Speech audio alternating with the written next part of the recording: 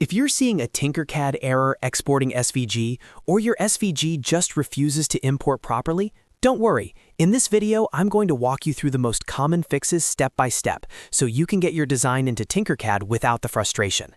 This is especially useful if you're working with logos, text, icons, or complex vector artwork that keeps triggering timeouts, red error bars, or failed imports.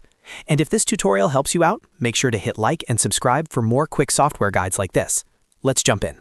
First, let's talk about the geometry of your file, because this is one of the biggest reasons SVG exports fail in Tinkercad. Tinkercad can be picky when a file has too many points, too many nodes, or overly complex paths. If your design has thousands of tiny nodes, the importer may time out or simply refuse to process it. The fix is to simplify your artwork before exporting. In programs like Inkscape, you can use Path, then Simplify. In Illustrator, you can use Object, then Path, then Simplify. The goal is to reduce the node count while keeping the shape close to the original. You do not need every single tiny point if the shape will still look correct after simplification. Next, make sure everything is converted into paths. This is a very important step. Tinkercad does not work well with live text, basic primitive shapes, or objects that still behave like editable text boxes. If your design includes words, circles, rectangles, or any other editable elements, convert them to outlines first. In Illustrator, that usually means outlining the text. In Inkscape, it means converting objects to paths. Once everything is turned into paths, Tinkercad can read the geometry more reliably. While you're checking the file, also remove any visual effects that Tinkercad cannot understand. That includes gradients, blurs, shadows, glow effects, and anything else that is not a simple flat shape.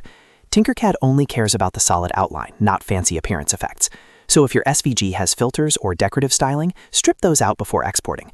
A clean, flat black and white shape will usually import far better than a highly styled one. Now let's move on to file size and scale, because these two things also cause a lot of SVG import problems.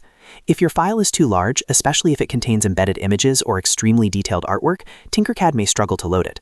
As a rule of thumb, keep the file under 1 megabyte if possible, and ideally even under 500 kilobytes for smoother results. A smaller file is easier for the importer to handle and less likely to trigger a server timeout. You should also check the canvas size of your SVG. If your artboard is massive, like 2000 millimeters by 2000 millimeters, that can create issues because it may exceed Tinkercad's workplane expectations.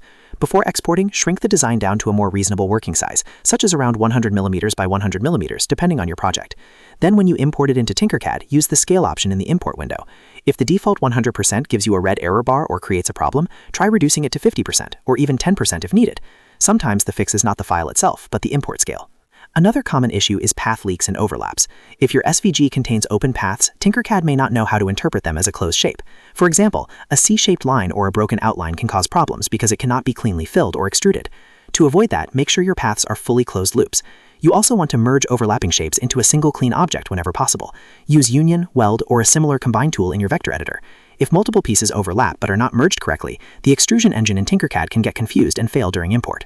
Now let's look at the export settings, because the way you save the file matters just as much as how you design it.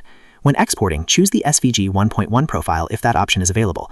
Tinkercad is generally more compatible with SVG 1.1 than with SVG 2.0, which may include newer code that it cannot parse properly. If you are using Inkscape, save as Plain SVG instead of Inkscape SVG. Plain SVG removes extra metadata and special editor-specific information that can interfere with import. Also, if there is a responsive option in your export settings, turn that off.